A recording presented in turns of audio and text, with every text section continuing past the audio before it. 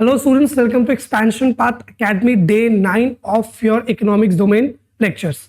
So students, last topic जो हमने complete किया था that was all about demand, determinants of demand and shift in demand curve, movement along the demand curve.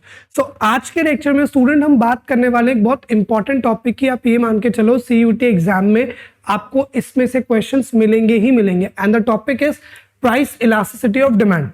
Elasticity of demand के बारे में एक hint मैंने आपको ऑलरेडी डिमांड चैप्टर में दी थी कि डिमांड के जो मेन 3 डिटर्मिनेंट्स है like price of the given commodity, price of related good and income of the consumer, इनमें कुछ भी परसेंटेज चेंज आता है तो उससे आपके डिमांड में भी चेंज आता है.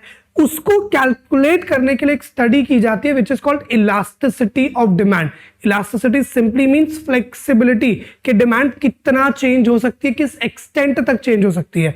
तो 3 थे आपके पास, price elasticity of demand, income elasticity of demand and cross elasticity of demand. But आज हम मेजरली बात किसकी करने वाले हैं? प्राइस इलास्टिसिटी ऑफ डिमांड की. So price elasticity of demand है क्या? Just a second.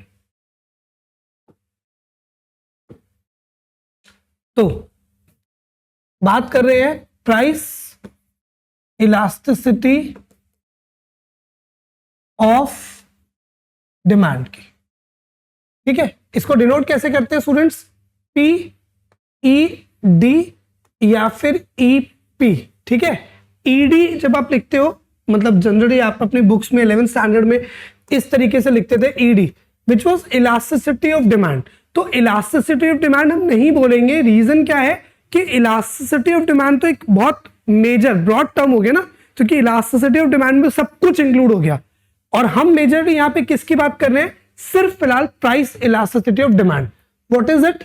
बहुत simple, percentage change in quantity demand due to percentage change in price. ठीक है, कि मेरे प्राइस में चेंज आने से डिमांड में कितना चेंज आएगा, डिमांड मेरी कितना रिस्पॉन्स करेगी, किस एक्सटेंट तक रिस्पॉन्स करेगी, उससे हम कैसे कैलकुलेट करते हैं? प्राइस इलास्टिसिटी ऑफ डिमांड के थ्रू. सो होपफुली डेफिनेशन आपको क्लियर होगी होगी, मीनिंग आपको क्लियर होगा. अब जरा डेफिनेशन पे मूव करते हैं. देखो यहाँ क्या लिखा है, the demand for a good moves in the opposite direction of its price. वो कह रहे हैं कि जो डिमांड होती है वो प्राइस के अपोजिट डायरेक्शन मैक्सिमम केसेस में मूव करती है. क्यों करती है? उस फिनोमिना को क्या कहते हैं स्टूडेंट्स? जल्दी से कमेंट सेक्शन में बताओ. वो फिनोमिना जो इस बात को बताता है कि प्राइस और डिमांड अपोजिट डायरेक्शन में मूव करते हैं, उस फिनोमिना को क्या कहते हैं?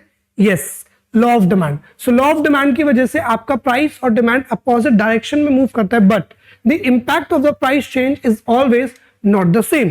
लेकिन हमेशा जो आपका इंपैक्ट आएगा वो सेम नहीं आएगा, क्योंकि कभी शायद ज्यादा मूव करे, कभी शायद कम मूव करे.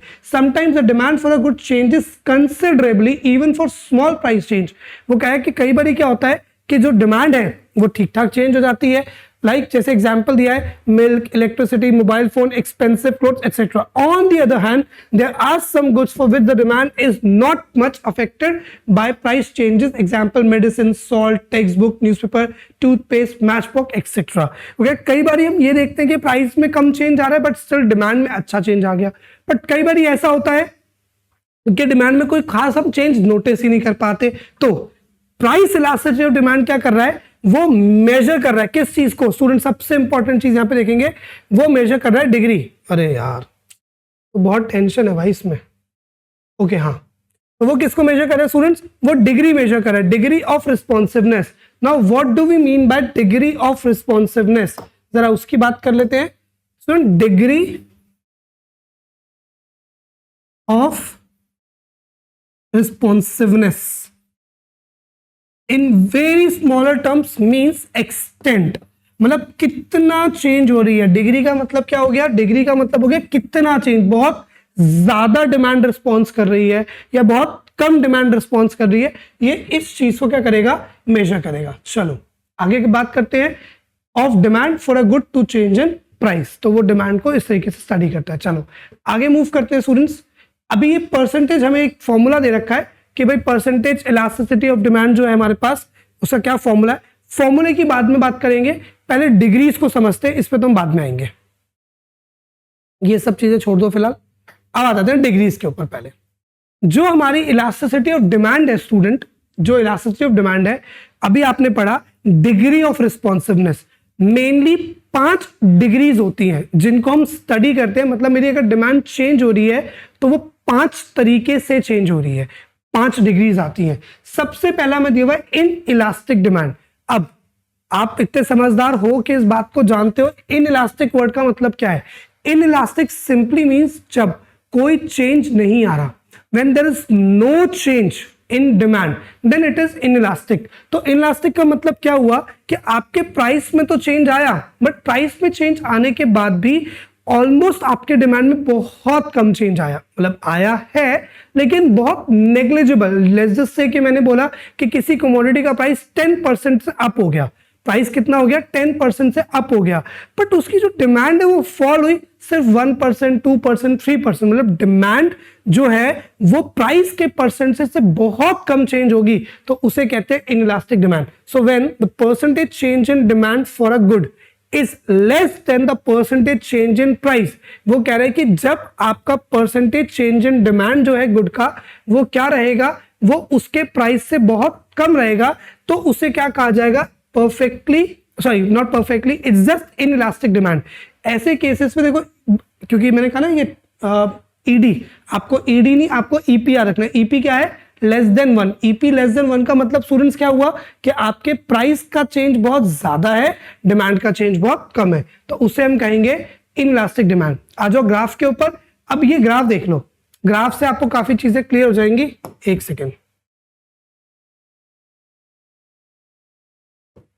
देखो, यहां पे आप देखो कि हाँ, यहां पे अगर हम ध्यान से देखें तो आप किसी भी तरीके से मान लो प्राइस बड़ा मान लो, प्राइस कम मान लो आपका प्राइस कम हुआ इतना कि original price was OP, OP से फॉल होके प्राइस आ गया ओपी 1 पे।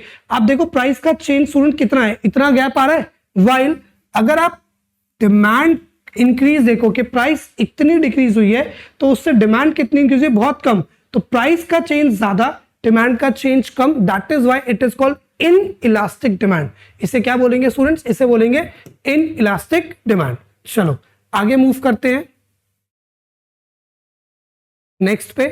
नेक्स्ट हमारे पास आ गया student elastic demand. Now what do we mean by elastic demand, just opposite to inelastic demand.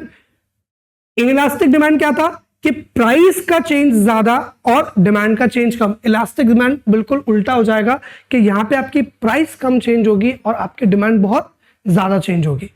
In elastic demand का जो केस होता है सुन, वो क्या होता है, ऐसे गुड्स जो ज्यादातर लोगों के पास अवेलेबल होंगे, मतलब सेमी कंफर्ट गुड्स मान लो इनको। अब ऐसे गुड्स कौन से होते हैं, लाइक जैसे कि आपके घर में सीलिंग फैन ऑलरेडी मैक्सिमम लोगों के घरों में होता है ना। इसके अलावा electric bulb, just second, I am sorry, electric bulb है वो नॉर्मली घर में होता है। आजकल सोफा भी ज्यादातर घरों में देखने को मिलता है ना। कपड़े हैं ज्यादातर घरों में होते हैं सबके पास। तो ये कुछ ऐसे सेमी कंफर्ट गुड्स हैं जो ज्यादातर लोगों के पास है। तो अगर इनका प्राइस बहुत ज्यादा भी चेंज हो जाए तो डिमांड उतनी ज्यादा चेंज नहीं होती, क्योंकि इतना रिस्पॉन्स कस्टमर से नहीं मिल पाता।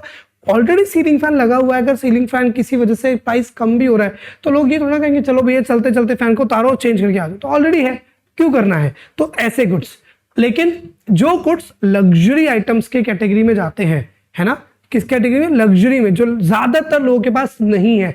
अब क्योंकि ज्यादातर लोगों के पास नहीं है, उसका थोड़ा भी प्राइस चेंज होगा तो बहुत से लोग उसके ऊपर इंक्लाइंड हो जाएंगे टुवर्ड्स बाइंग द कमोडिटी। जैसे कि गोल्ड है। अब गोल्ड, बहुत से लोग ऐसे हैं कि भाई लग्जरी आइटम में है, थोड़ा भी कम होता है, 1000, 2000, 500 रुपए भी कम होता है, तो लोग क्या करते हैं, लेना शुरू कर देते हैं कि चलो ठीक है जितना भी पर ग्राम कम हो रहा है उसके हिसाब से ले लो भाई। तो ये आपके पास आता है। इलास्टिक डिमांड में एक केस कहा हुआ है कि जो डिमांड है इसमें ज्यादा चेंज हो रही है, इसलिए इलास्टिक डिमांड का जो कर्व है वो क्या रहेगा स्टूडेंट, फ्लैटर। ये हमें बहुत इंपॉर्टेंटली दिमाग में रखना है, क्योंकि इलास्टिक डिमांड है तो डिमांड कर्व क्या रहेगा, फ्लैटर। फ्लैटर होने का मतलब क्या हो गया स्टूडेंट्स, लेस स्लोप। 1 मार्कर है ना, तो 1 मार्कर के हिसाब से पॉइंटर्स पता होने चाहिए। अगर डिमांड कर्व फ्लैटर है तो इसका मतलब है उसका स्लोप बहुत कम है, जबकि जो अभी अभी हमने किया इन इलास्टिक वाला केस, वहां पे डिमांड कर्व होता है स्टीपर। इन इलास्टिक के केस में डिमांड कर्व कैसा होता है students? Steeper. Let me show you, इसे बोलते हैं स्टीपर। और क्योंकि ये क्या है स्टूडेंट? स्टीपर, तो इसका स्लोप क्या होगा? हाई। स्लोप हाई कैसे? लेट्स सपोज कि अगर मैं एक बॉल यहां रखूं तो बॉल बहुत जल्दी नीचे गिर जाएगी क्योंकि इसका स्लोप बहुत ज्यादा है। जबकि अगर दूसरे केस में हम इलास्टिक वाले केस को देखेंगे तो यहां पे आप देखो कितना फ्लैट है ना। तो यहां पे अगर हम वही एक बॉल रखें तो उसको नीचे आने में इट विल टेक टाइम। तो फ्लैटर के केस में आपका स्लोप क्या रहेगा स्टूडेंट्स? कम। स्टीपर के केस में आपका स्लोप क्या रहेगा? ज्यादा। तो एक हो गया इनलास्टिक, एक हो गया इलास्टिक। आगे मूव करते हैं। नेक्स्ट है यूनिटरी इलास्टिक। यूनिट का मतलब क्या होता है? 1। तो यूनिटरी इलास्टिक का मतलब हुआ स्टूडेंट जहां पे जितना परसेंट चेंज आता है डिमांड में उतना ही परसेंट चेंज आएगा किसके अंदर? सॉरी, प्राइस में उतना ही सेम चेंज आएगा किसके अंदर? डिमांड में। अब एक बात समझना, ये केस प्रैक्टिकली एग्जिस्ट नहीं करता। अगर मैं यूनिटरी इलास्टिक डिमांड को ढूंढने निकलूं तो ये चीज प्रैक्टिकली एग्जिस्ट नहीं करेगी। यूनिटरी इलास्टिक क्या है? जितना परसेंट चेंज आएगा मेरे प्राइस में उतना ही एग्जैक्ट परसेंट चेंज किसमें आ जाएगा? आपके डिमांड में। तो अगर आप इसमें ग्राफ ध्यान से देखो तो देखो जितना गैप P से P1 का है उतना ही गैप Q से Q1 का है। मतलब ये वाला रेक्टेंगल, ये रेक्टेंगल बिल्कुल सेम बन रहा है। तो that is called your unitary elastic demand. Same change in price and demand. Next हमारे पास स्टूडेंट अच्छा यहां पे देखो क्या कह रखा है? Unitary elastic demand curve has the shape of a rectangular hyperbola. Rectangular hyperbola, अगर आप में से मैथ्स वाले स्टूडेंट से वो समझ गए होंगे, जो नहीं है उनको बस एक बहुत बेसिक सी बात दिमाग में रखनी है। रेक्टेंगुलर हाइपरबोला एक ऐसी शेप होती है जिसके नीचे जितने भी रेक्टेंगल बनेंगे उन सबका एरिया सेम रहता है। तो इतनी सी बात आपको याद रखना। देखो यहाँ पे लिखा भी हुआ है, however in real life situations demand curve of a commodity takes the shape of a curve as the name itself suggest. So unitary elastic demand curve has the shape of a rectangular hyperbola. वो कह रहे हैं कोई shape आएगी जो कि possible नहीं है, तो ये रियल वर्ल्ड में एग्जिस्ट नहीं करता। चलो देखो ये आपको दे रखा है कि जो प्रैक्टिकल वर्ड शेप है कुछ इस तरीके की है, बट वो सिंप्लिसिटी के लिए आपको स्ट्रेट लाइन बना के दिखा रखा है। आगे बढ़ते हैं। Perfectly inelastic demand. In elastic का मतलब स्टूडेंट्स क्या था? जहां पे ईपी लेस देन 1 था, है ना। और इलास्टिक का मतलब क्या था? जहां पे ईपी मोर देन 1 था। अब हम बात किसकी कर रहे हैं? अब हम बात करें परफेक्टली इन इलास्टिक डिमांड।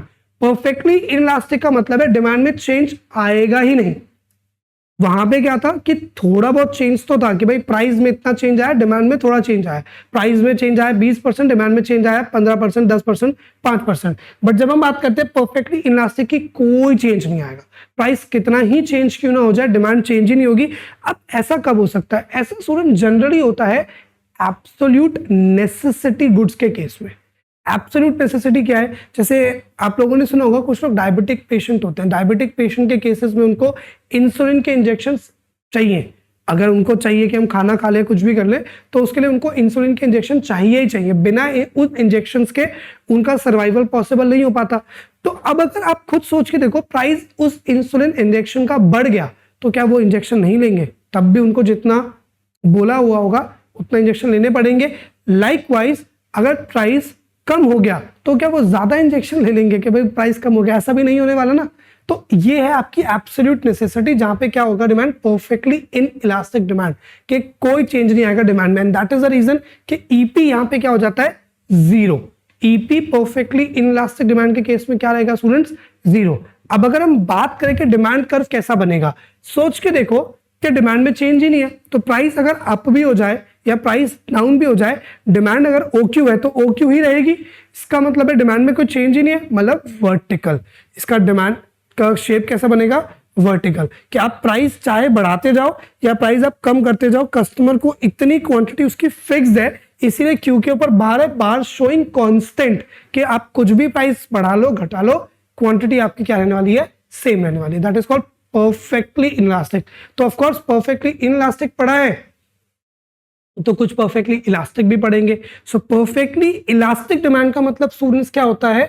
जहां पे अब प्राइस में कोई चेंज नहीं आ रहा, बस डिमांड चेंज हो रही है। मतलब बात सीधी सी है कि प्राइस सेम है, आप अपनी क्वांटिटी चाहे ज्यादा कर लो, आप अपनी क्वांटिटी चाहे कम कर लो, प्राइस में कोई चेंज नहीं आएगा। I am just taking this as a assumption कि आप लोग मैक्सिमम स्टूडेंट्स अभी एज ऑफ नाउ में परफेक्ट मार्केट कंपटीशन पढ़ चुके हैं। और perfect market competition student real world में अब एग्जिस्ट नहीं करता, लेकिन उस कंपटीशन के बारे में आपने क्या पढ़ा था कि एक ऐसा मार्केट कंपटीशन जहां पे बहुत सारे बायर्स हैं, बहुत सारे सेलर्स हैं और सेम प्रोडक्ट बेच रहे हैं, उस मार्केट में ये ग्राफ एग्जिस्ट कर सकता था। बट आपको पता है कि वो मार्केट ही एग्जिस्ट नहीं करती, दैट इज द रीजन कि ये वाला ग्राफ अब एग्जिस्ट नहीं करता। कैसे? क्योंकि उस मार्केट में क्या था, सारे लोग सेम प्रोडक्ट बेच रहे हैं तो प्राइस सेम था। आप क्वांटिटी ज्यादा कर लो, क्वांटिटी कम कर लो, homogeneous product selling by large number of sellers. तो सेलर्स ने कहा कि भाई तुम्हें जितना ज्यादा लेना है, कम लेना है, तुम पे है, हमारा प्राइस तो हम चेंज नहीं करने वाले। So that is your perfectly elastic demand, कि जहां पे आपकी जो डिमांड है वो कम ज्यादा आपके कहने पे होती है, प्राइस क्या रहता है, सेम। इसे बोलते हैं perfectly elastic demand. So when the buyers of a good are willing to buy any quantity of it at the given market price, it is called perfectly elastic demand. तो यहाँ पे EP क्या आ गया, infinite. EP यहाँ पे क्या है, infinite, क्योंकि डिमांड में कोई प्राइस में कोई चेंज आ ही नहीं रहा। तो जब प्राइस में कोई चेंज ही नहीं आएगा तो उस केस में वो क्या बन जाएगा, इनफाइनाइट। ठीक है, अब इसका ग्राफ कैसा बनेगा, ऑफ कोर्स यहाँ पे प्राइस कांस्टेंट है, तुम क्वांटिटी ज्यादा कर लो, तुम क्वांटिटी कम कर लो, it's up to you, price क्या रहेगा, कांस्टेंट। तो ये 5 डिग्रीज स्टूडेंट्स आपने पढ़ी एक तरीके से।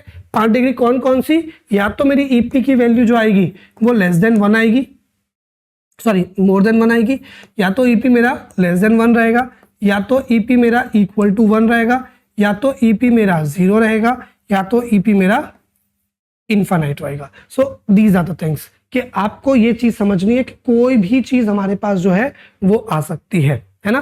तो ये 5 डिग्रीज होगी आपकी किसकी, इलास्टिसिटी ऑफ डिमांड की। तो जब हम न्यूमेरिकल सॉल्व करेंगे तो हमारे आंसर इन्हीं में से कुछ एक आंसर हमें देखने को मिलेगा। चलो, keeping the video till here for today, यहां तक के लेक्चर्स को अच्छे से रिवाइज करना।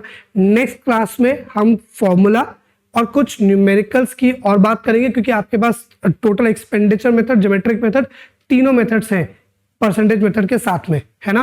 तो हम उनकी बात करेंगे। वीडियो अगर आप लोगों को पसंद आ रहा है तो प्लीज अपने साथ में जो भी बैचमेट्स हैं उनको शेयर करो, चैनल को जरूर सब्सक्राइब कर लो। Thanks for watching.